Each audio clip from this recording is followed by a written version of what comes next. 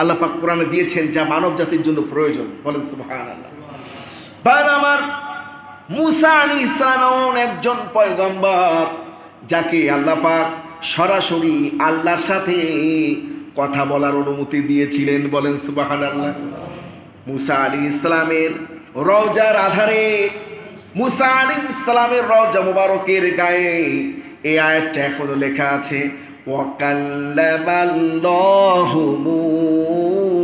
মুসা তাকলিমা। বলেন আল্লাহু আকবার। মুসাকে আমি সরাসরি আমার সাথে কথা বলার অনুমতি দিয়েছি। মুসা আমার সাথে সরাসরি কথা বলতো। বলেন সুবহানাল্লাহ। এই মুসা আলাইহিস সালামের উল্লেখযোগ্য ঘটনা রয়েছে এই আশুরার দিনকে ঘিরে। ফিরআউন হলো স্বৈরাচারী বাদশা। কি বাদশা? স্বৈরাচারী বাদশা। জুলুম করত মানুষের উপরে, যা ইচ্ছা তাই করত তার শাসনাধীন এলাকা মিশরে। সে যখন যা ভালো মনে করতো তাই করত, অথচ এটা মানুষের জন্য কল্যাণ হোক অথবা অকল্যাণ হোক। এই ফিরআউন, যার নাম হলো দ্বিতীয় রামিসাস, তাফসীরে আসছে এর নাম কিন্তু ফিরআউন না, মিশরের বাদশাদেরকে ফিরআউন বলা হতো। কি বলা হতো? আমাদের দেশের সরকার প্রধানকে কি বলে? Prime minister. কি বলে? Prime minister. আর তৎকালীন মিশরের বাদশাদেরকে বলা হতো ফিরআউন। কি বলা হতো? এই ফিরআউন হলো সেই ফিরআউন যে ফিরআউন মুসা আলাইহিস সালামকে হত্যা করতে চেয়েছিল। তার নাম তাফসীরের মধ্যে পাওয়া যায় দ্বিতীয় রামিসাস। তার নাম কি? দ্বিতীয় রামিসাস। এ প্রথমত কবরস্থানের দারোয়ানের চাকরি করতো। কিসের চাকরি করতো? কবরস্থানের দারোয়ানের চাকরি করতো। বহিরাগত, মিশরের বাইরে থেকে আসছে। এরপরে তরমুজের ব্যবসা করতো। কিসের ব্যবসা করতো? কিনে আনতো পিস হিসাবে, বেচতো কেজি মূল্যে। আছে না আমাদের দেশে? যে এই কাজ যারা করে তাদের সাথে কিন্তু ফিরআউনের মিলে যায়। যারা কেজি দরে, যারা তরমুজ কিনে আনে পিস হিসাবে কেজি মূল্যে বিক্রি করে, তাদের সাথে কাদের মেলে? ফিরআউনের সাথে মিলে যায়। যারা যদি কেউ তরমুজ বিক্রেতা থাকেন, কষ্ট নেবেন না, আসলে ঘটনা কিন্তু তাই। ফিরআউন কিন্তু এই কামই করতো। এক পর্যায়ে যেভাবে হোক, দুষ্টু বুদ্ধির অধিকারী তো, সে রাজপ্রাসাদে প্রবেশ করলো, ঢুকলো সুই হয়ে, বের হয়ে গেল ফাল হয়ে। মিশরের কি হয়ে গেল? বাদশা হলো। এবং শুধু বাদশা না, স্বৈরাচারী বাদশা। যখন তার জুলুম চরম পর্যায়ে পৌঁছে গেল, আল্লাহ রব্বুল আলামিন এবার তাকে ধ্বংসের নমুনা দেখিয়ে দিলেন। আল্লাহ রব্বুল আলামিন ফিরআউনকে স্বপ্নে দেখালেন, ও ফিরআউন, তোমার রাজত্ব বেশি দিন নাই। বনি ইসরাইল থেকে এমন একটা শিশুর জন্ম হবে, সে তোমার এই স্বৈরাচারী শাসন ব্যবস্থাকে ধ্বংস করে দিবে। এই স্বপ্ন যখন তৎকালীন জ্যোতিষীদের সাথে আলোচনা করতে লাগলো, তারা রায় দিয়ে দিল। তৎকালীন যারা তাওরাতের আলেম, তৎকালীন তারা যারা আলেম ছিলেন সেই সময়, জবুর এবং জ্যোতিষী, তারা গবেষণা করে বলল যে বাদশা ফিরআউন, আপনার রাজত্ব বেশি দিন নাই। বনি ইসরায়েল থেকে এমন একটা বাচ্চার জন্ম হবে, যে বাচ্চাটি নবী হবে এবং সে আপনার এই বিশাল শাসনাধীন এলাকার উপরে কুড়াল বসাবে, আপনি আপনার রাজত্ব হারাবেন। এই কথা শোনা মাত্র সে সমস্ত ধাত্রীদেরকে নির্দেশ দিয়ে দিল, যারা বাচ্চা ধারণ করে তাদেরকে নির্দেশ দিল, বাচ্চা কাঁদার আগে মার পেট থেকে বেরোবে, গলা থেকে মেরে ফেলবি। কে নির্দেশ দিল? ফিরআউন। সমস্ত ধাত্রীদেরকে নির্দেশ দেওয়া হলো এবং তার সেনাবাহিনীদেরকে নির্দেশ দিল যে বাচ্চা কোথাও যদি একটু বড় হয়ে যায়, কোনো ধাত্রী যদি ছেড়ে দেয়, হত্যা না করে, ওইটা কতল করবি। এইভাবে সে হাজার হাজার নিষ্পাপ শিশুদেরকে হত্যা করল। আল্লাহ রাব্বুল আলামিন, আল্লাহ যা করবেন তা করবেনই। বলেন সুবহানাল্লাহ।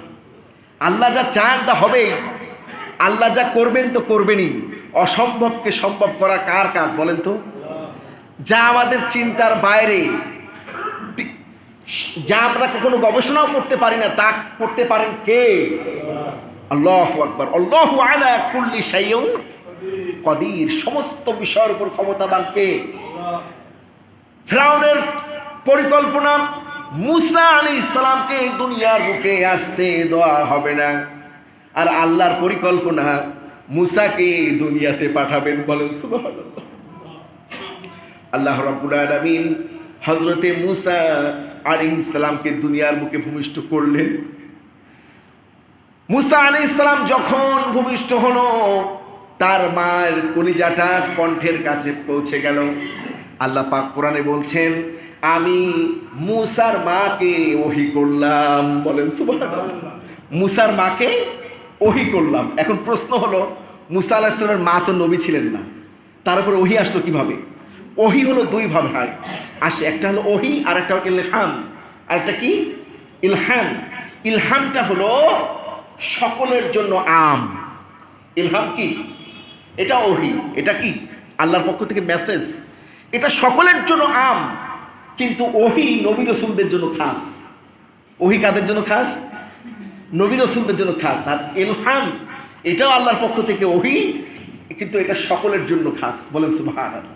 যেমন আল্লাহ পাক কোরআনুল কারীমে বলেছেন, আমি মৌমাছিকে ওহী করেছি। কাকে ওহী করছেন? আর মৌমাছি কি নবী রাসূল ছিল? মানুষ ছিল? মৌমাছি হলো আল্লাহর সৃষ্ট এক উপকারী ক্ষুদ্র প্রাণী। তাকে আল্লাহ পাক ইলহামের মাধ্যমে তিনটা জায়গা বাসা বানানোর নির্দেশ করছেন। কয়টা? তিনটা। কোথায় কোথায়? পাহাড়ে, গাছে, আর মানুষের বাড়ির কার্নিশে। বলেন সুবহানাল্লাহ। আল্লাহ কোরআনে আজ থেকে 1500 বছর আগে বলেছেন যে আমি মৌমাছিকে ওহী করে, ইলহাম করে তিনটা জায়গা বাসা বানাতে বলেছি, যার দ্বারা মৌমাছির মধ্যে যে উপকারী জিনিস আমি দিব, মধু, এটা যেন পৃথিবীর সকল প্রান্তের মানুষ পেয়ে যায়। বলেন সুবহানাল্লাহ। দেখবেন প্রাকৃতিকভাবে মৌমাছি এই তিনটা জায়গার বাইরে কোথাও বাসা বাঁধে না। জোর করে রানী মৌমাছিরে ধরে বাক্সের মধ্যে যারা চাষ করে তারা বাসা বানায়, কিন্তু প্রাকৃতিকগতভাবে মৌমাছি এর তিনটার বাইরে যায় না। বলেন সুবহানাল্লাহ। সেইভাবে আল্লাহ রাব্বুল আলামিন মুসা আলাইহিস সালামের মায়ের অন্তরকরণের মধ্যে ইলহাম করে দিল। আল্লাহ পাক বললেন, ও মুসার মা, চিন্তা করো না, তোমার এই সন্তানটি সাধারণ কোনো সন্তান নয়, এটা আমার পয়গম্বর হযরতে মুসা। বলেন সুবহানাল্লাহ। এটা আমার পয়গম্বর, তুমি দুশ্চিন্তা করো না। তুমি একটা কাজ করো, সন্দুক, তৎকালীন সন্দুক ছিল এরকম, সন্দুকের এই বাক্সের মধ্যে ভরে নদীতে ছেড়ে দাও। কোথায় ছেড়ে দাও? নদীতে ছেড়ে দেওয়া হলো।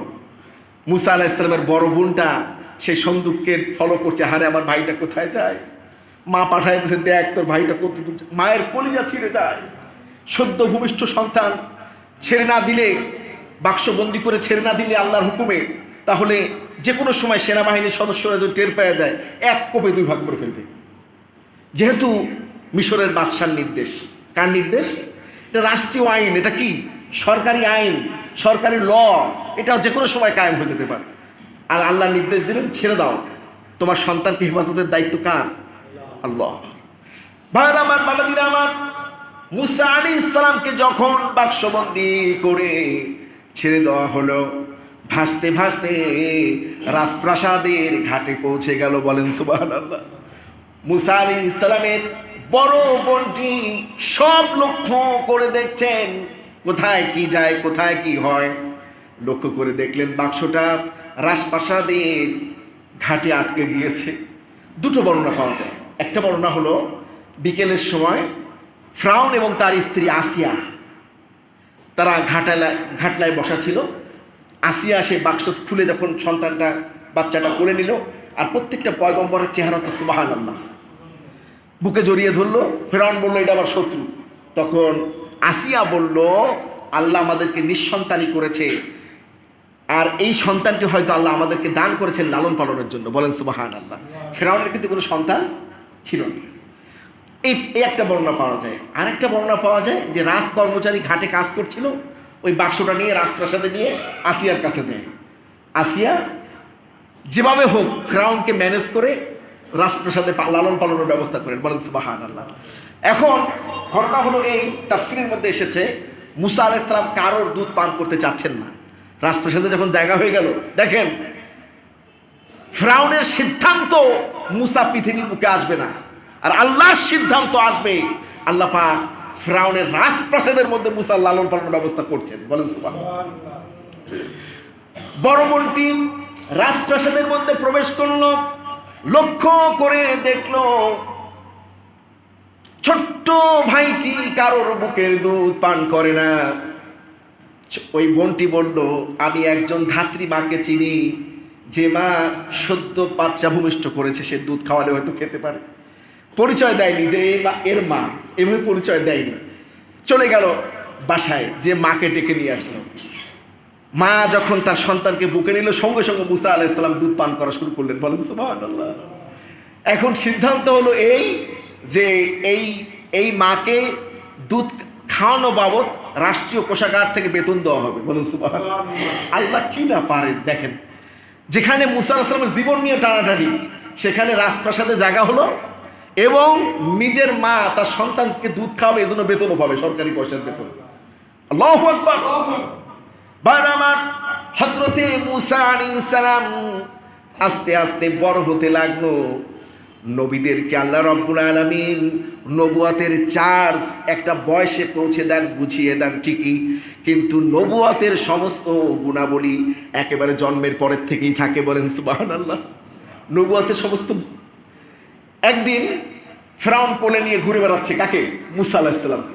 এবং ফিরআউন শিরক করার ব্যাপারে কিছু নসিহত করছে তার কর্মচারীদেরকে, যে দেখো আমিও তোমাদের প্রভু, এই মূর্তিগুলোও প্রভু, তোমরা যদি কল্যাণ চাও, নাউজুবিল্লাহি মিন যালিক, তোমরা আমারও বন্দনা করবে, পূজা করবে, ইবাদত করবে, আর এই মূর্তিগুলোরও পূজা করবে। কে বলে?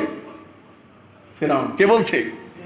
ফিরআউন কিন্তু নিজেকে খোদা বলে দাবি করছে। কি বলে দাবি করছে? নিজেকে খোদা বলে দাবি করেছে। এবং এই খোদার দাবি করার একটা কারণ আছে। এর কারণ হলো ফিরআউনের প্রধানমন্ত্রীর নাম কি?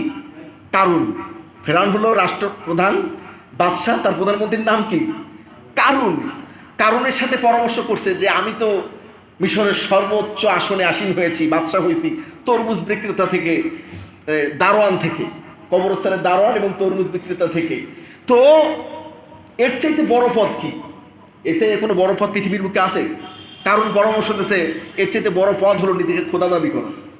তো এই জন্য ফেরাও নিজেরা খোদা দাবি করছে। বলেন নাউজুবিল্লাহ। সবচাইতে সর্বোচ্চ পদ সে ধারণ করতে চেয়েছে। ভাই আমার, বাবাজির আমার, আল্লাহ রাব্বুল আলামিনের সিদ্ধান্ত দেখুন। হযরতে মুসা আলাইহিস সালাম ফিরআউনের দরবারে আস্তে আস্তে বড় হচ্ছে, একেবারে ফিরআউনের পিতৃস্নেহে, ফিরআউন বাপের মতো মানে একেবারে যা যা দরকার সেভাবে ভালোবাসছে। তো একদিন ফিরআউন এভাবে শিরক শিখাচ্ছিল, মুসা আলাইহিস সালাম কোলে বসে এমন জোরে এক থাপ্পড় দিছে, ফিরআউন ভুট হয়ে পড়ছে একেবারে মুসা সহ। এখন ফিরআউন বলে এই শিশু সন্তান কোনো সাধারণ শিশু সন্তান নয়, এটা আমার সেই শত্রু, যে শত্রু কথা জ্যোতিষী বলছে এটা সেটা হইতে পারে, তলোয়ার বের করছে। এখন আসিয়া বলছেন না, তুমি এটা এভাবে তাকে, এই বাচ্চাটাকে হত্যা করতে পারো না, তুমি নিজে ভুট হয়ে পড়ছো তাই দেখো। না, আমার 5টা আঙ্গুলের ছাপ্পা আমার মুখে। বলেন না, তুমি পড়ে গেছো, এই বাচ্চা তোমাকে এভাবে থাপড় দেয়নি। কেউ বিশ্বাস করে না, কেউ বিশ্বাস করে না। তাহলে একটা পরীক্ষা করব, এই বাচ্চা স্বাভাবিক না এই বাচ্চা অস্বাভাবিক, এই নিয়ে একটা পরীক্ষা করব। এই বাচ্চা বিশেষ কোনো বাচ্চা কিনা। ফিরআউন একটা পরীক্ষার ব্যবস্থা করলো। তা হলো বাচ্চাদেরকে কিন্তু দূরের যে কোনো জিনিস যেটা জল জল করে এটাকে আকর্ষণ করে। কি করে? আকর্ষণ করে। এই জন্য বেশ দূরে এক পাত্রে সোনা আর এক পাত্রে জ্বলন্ত আগুন, এক পাত্রে সোনা আর এক পাত্রে কি জ্বলন্ত আগুন রাখা হলো। মুসা আলাইহিস সালাম তখনও হাঁটা শেখে নাই, হামাগুড়ি দিয়ে চলে। হযরতে মুসাকে ছেড়ে দেওয়া হলো আগুন আর সোনার দিকে। হযরতে জিবরাইল আলাইহিস সালাম, মুসা আলাইহিস সালাম যখন সোনার দিকে অগ্রসর হচ্ছিল, জিবরাইল আলাইহিস সালাম মুসা আলাইহিস সালামকে ঘুরিয়ে আগুনের দিকে নিয়ে গেল। মুসা আলাইহিস সালাম আগুনের দিকে গিয়ে আগুনের জ্বলন্ত আগুনটাকে ধরে মুখের মধ্যে দিয়া দিল। ফিরআউন এবার বিশ্বাস করলো না, এটা স্বাভাবিক বাচ্চা, এটা বেশি অস্বাভাবিক কোনো বাচ্চা নয় বা বিশেষ কোনো বাচ্চা নয়। না হলে ওই দিনই কিন্তু যদি সোনাই ধরতো, আসলে সোনাই ধরতে গিয়েছিল মুসা আলাইহিস সালাম। এই জন্য মুসা আলাইহিস সালাম ওই ছোট্টবেলায় তার জিহ্বা পুড়ে যাওয়ার কারণে, আল জিহ্বা পুড়ে যাওয়ার কারণে একটু তোতলা হয়ে গেছিল, একটু কথা তার আটকে যেত। কথা কি হতো? একটু আটকে যেত। ভাইরা আমার, আল্লাহ পাক এইভাবে মুসা আলাইহিস সালামকে বাঁচালেন।